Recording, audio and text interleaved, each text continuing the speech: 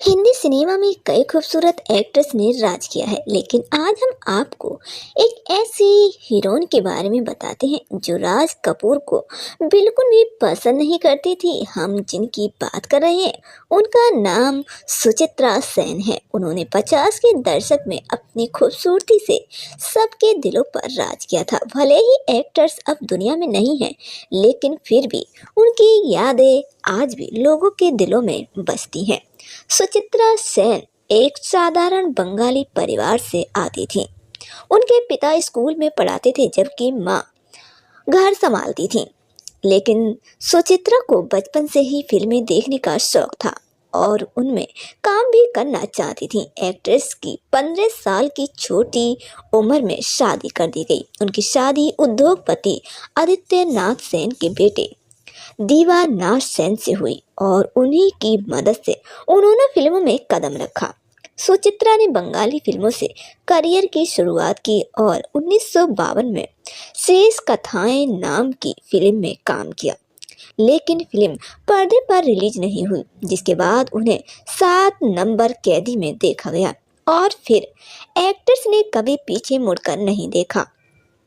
Hindi cinema में सुचित्रा ने film Devdas से एंट्री की और फिल्म हिट साबित हुई। एक्ट्रेस हिंदी और बंगाली दोनों सिनेमा में लगातार काम करती रही, लेकिन वो इतनी ज़्यादा बिजी रहने लगी कि उनके पति ने ही उन्हें छोड़ दिया। शूटिंग को ज़्यादा समय दे पाने की वजह से उनके पति शराब के नशे में रहने लगे और उन्हें छोड़कर विदेश में बस गए। पति के जाने के बाद सुचित्रा की जिंदगी बदल गई, लेकिन बेटी के लिए कमाना भी जरूरी था। उन्होंने लगातार फिल्मों में काम जारी रखा। एक समय ऐसा आया कि एक्ट्रेस किसी बड़े हीरो से ज्यादा फीस लेने लगी। उन्होंने बड़े बड़े हीरो और फिल्म निर्देशकों की फिल्मों को ठुकराना शुरू कर दिया। सुचित्रा के बारे में कहा जाता है कि वो फिल्मों के सिलेक्शन के मामले में बहुत ही सतर्क रहती थी और इसी वजह से उन्होंने कई बड़ी फिल्में ठुकरा दी।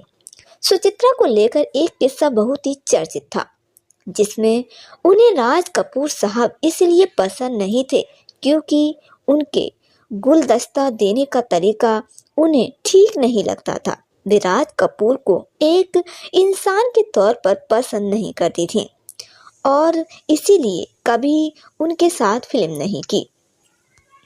सुचित्रा का आखिरी समय काफी बुरा गुजरा था क्योंकि एक फिल्म प्रणय पाशा के फ्लॉप होने के बाद उन्हें गहरा सदमा लगा।